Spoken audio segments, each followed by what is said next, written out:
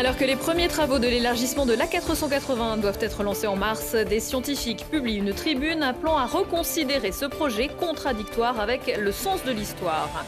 La démocratie participative gagne du terrain, le gouvernement lance le grand débat national et demande aux maires de proposer des cahiers de doléances et de solutions, comme à Grenoble. Et puis quand le thermomètre descend, la situation des personnes dans la rue est encore plus intolérable. La ville de Fontaine et le Secours populaire joignent leurs efforts à l'hébergement La Chauve-souris. Bonsoir à tous, bienvenue dans ce JT du mercredi 16 janvier 2019. L'essentiel de l'actualité du Grand Grenoble en moins de 10 minutes, c'est toutes les heures à partir de 18h. Mais qu'allons-nous faire dans cette galère? C'est en substance le cri d'alarme lancé par une centaine de chercheurs et scientifiques sur le site du Dauphiné libéré. Certains d'entre eux participent aux travaux du GIEC, le groupe d'experts intergouvernemental sur l'évolution du climat. Ils dénoncent la contradiction entre discours progressistes sur la qualité de l'air et la construction de cette 2 fois 3 voies sur 7 km. Une décision publique qui n'a pas été prise sur des bases scientifiques. Il y a une incohérence à vouloir promouvoir une transition énergétique et une transition écologique sur laquelle la plupart des gens sont d'accord, et en même temps promouvoir un élargissement de la 480. Du point de vue local, tout le monde a bien compris que le réaménagement du rondeau, c'était quelque chose qui faisait consensus, et il n'y a pas de débat vraiment sur cette question-là, puisque la fluidification du trafic routier en soi, c'est pas un problème.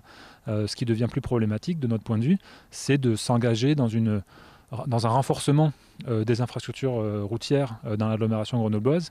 Et ça, quelque part, ça ne peut que conduire à une augmentation du trafic. Et donc, ça va, de notre point de vue, à l'opposé des démarches de réduction nécessaire des émissions de gaz à effet de serre et des impacts sanitaires et sur la biodiversité.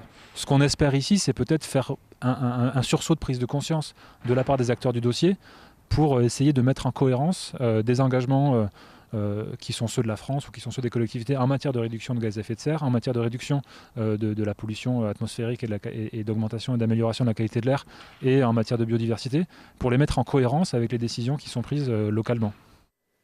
Et certains de ces signataires ont déposé fin 2018 un recours devant le tribunal administratif contre l'élargissement de l'A480. Plus de concertation, c'est l'objectif du grand débat national qui vient d'être lancé par le gouvernement. Les Français sont invités à exprimer leurs attentes sur la fiscalité et les dépenses publiques, l'organisation de l'État, des services publics, la transition écologique, la démocratie et la citoyenneté. Des cahiers de doléances ont été installés dans le hall de plusieurs mairies, notamment depuis hier à Grenoble. Là, on fait appel aux Grenoblois de manière individuelle qui peuvent venir ici poser leurs doléances, leurs solutions, leurs propositions, leurs constats. Et puis aussi, on fait appel aux collectifs pour qu'ils puissent s'emparer des outils qui ont été mis en place par la Commission nationale du débat public pour réaliser les débats. Je pense que l'appropriation de cet outil dépend en réalité de la relation de confiance qu'on a avec le gouvernement. Aujourd'hui, elle est plutôt très tendue, et une façon de rétablir cette confiance serait pour le gouvernement d'annoncer au préalable ce qu'il va faire, ce qu'il compte faire, des conclusions du débat qui feront l'objet d'un consensus. C'est, me semble-t-il, une des conditions nécessaires pour l'engagement des citoyens à participer à ce débat. Ces cahiers, on les trouve également dans les maisons des habitants. La ville propose aussi aux associations et aux collectifs qui souhaitent organiser des débats publics de mettre gratuitement à leur disposition des salles municipales. D'une pierre deux coups, et si vous profitiez de votre contribution au grand débat pour participer à la grande collecte sollicitée par les associations caritatives, la ville de Grenoble organise jeudi et vendredi la grande collecte. En ces périodes de grand froid, tous ceux qui le souhaitent peuvent venir déposer en mairie de 8h à 18h des produits de première nécessité: couverture, duvet, sac à dos, gants, bonnets, écharpes, biscuits, sucre, café, alimentation canine, mais aussi des vêtements et des chaussures pour hommes propres et en bon état.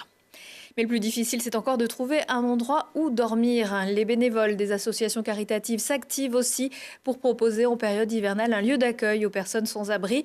Depuis le 15 novembre, 550 places supplémentaires sont venues compléter les 1300 places pérennes en Isère. Quelques places saisonnières sont proposées à la Chauve-souris à Fontaine. Un lieu mis à disposition par la ville et géré par le Secours populaire. Fanny Chachat s'y est rendue. Comme en chaque début d'hiver, la chauve-souris de Fontaine rouvre ses portes en présence de ses habitants, d'élus, de bénévoles et salariés du Secours populaire. Ce lieu d'hébergement unique à Fontaine permet à 8 personnes sans abri de trouver un refuge pour la nuit, de quoi manger, se laver pendant ces mois particulièrement difficiles. Mais ces missions ne s'arrêtent pas là. Alors chaque année, on fait un temps convivial pour rencontrer les personnes qui sont là, qui sont hébergées.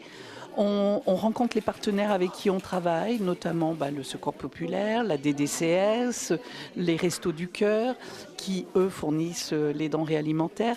Donc, c'est l'occasion, après toutes les réunions de travail, d'organisation, de faire un petit pot convivial pour accueillir les personnes qui sont hébergées. La Chauve-souris, c'est une structure d'hébergement. Les locaux appartiennent à la mairie de Fontaine, qui les met à notre disposition, Fédération de l'Isère du Secours populaire, pour que nous en assurions la gestion. Très schématiquement, je dirais 2 missions. La première à court terme, c'est-à-dire d'héberger des personnes qui, sans cela, dormiraient à la rue. Et puis à moyen terme, c'est de les accompagner pour assurer leur sortie, pour leur permettre de trouver un logement pérenne. Une double mission humaine et solidaire mise en danger aujourd'hui par le manque de financement. Si les locaux sont fournis par la mairie, le déficit global et la diminution des contrats aidés nécessaires à son fonctionnement fait craindre à tous une fermeture prochaine du lieu. La chauve-souris fête donc ses 20 ans en espérant que cet anniversaire ne sera pas le dernier pour pouvoir simplement continuer à aider. La chauve-souris accueille les sans-abri de 19h à 7h du matin jusqu'au 31 mars. C'est le moment de faire les comptes. L'INSEE lance jeudi sa grande campagne de recensement national. Une enquête qui répond à un double objectif, évidemment déterminer la population officielle de chaque commune, mais aussi connaître la population et ses caractéristiques.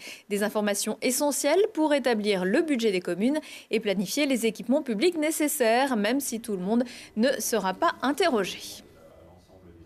Depuis 2004, la méthode de recensement distingue les communes de moins de 10 000 habitants et les communes de plus de 10 000 habitants.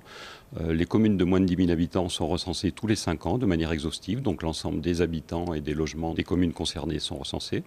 Dans les communes de plus de 10 000 habitants, c'est un échantillon qui est enquêté chaque année, donc 8% à peu près des logements. Et donc avec ces chiffres de population, un recensement exhaustif tous les 5 ans et 8% des logements dans les communes de plus de 10 000, on arrive à publier chaque année, à estimer les populations pour l'ensemble des communes françaises chaque année. Dans la région Auvergne-Rhône-Alpes, la croissance démographique des métropoles s'accélère. On a une petite exception et c'est la métropole de Grenoble où la croissance démographique est stable et c'est la seule au niveau national. La croissance démographique de Grenoble reste portée par ce qu'on appelle le solde naturel, c'est-à-dire l'excédent des naissances sur les décès, en lien notamment avec une population qui est relativement jeune. Et au contraire, on constate un déficit migratoire, c'est-à-dire qu'il y a plus de sorties que d'entrées dans la métropole.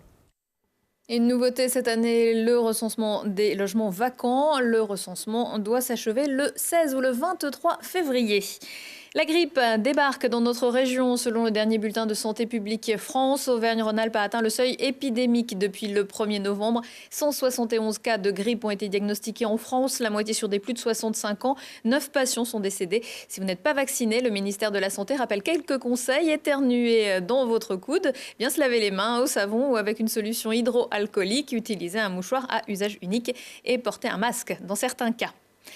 Jamais 304. Mardi soir en Ligue Magnus, les Brûleurs de Loup ont enregistré leur 4e victoire de la saison contre Angers en phase régulière. Qui plus est sur la patinoire des Ducs angevins et sur le score sans appel de 10-5. La revanche, ce sera peut-être en phase finale. Les Grenoblois, eux, sont désormais officiellement qualifiés. En attendant, Grenoble recevra Gap vendredi à 20h à Pôle Sud. Capitaine du FCG depuis 2017, Steven Stefano prolonge son contrat avec le club de rugby grenoblois. Âgé de 34 ans, le joueur et sa famille se sentent bien dans la capitale des Alpes, d'où cette envie de repartir pour une nouvelle année après 70 matchs sous le maillot des Rouges et Bleus.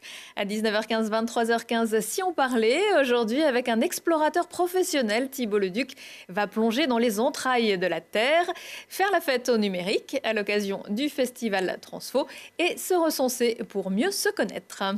Prochain rendez-vous avec l'actu dans 1 heure et en replay sur télégrenoble.net. Je vous souhaite à tous une excellente soirée.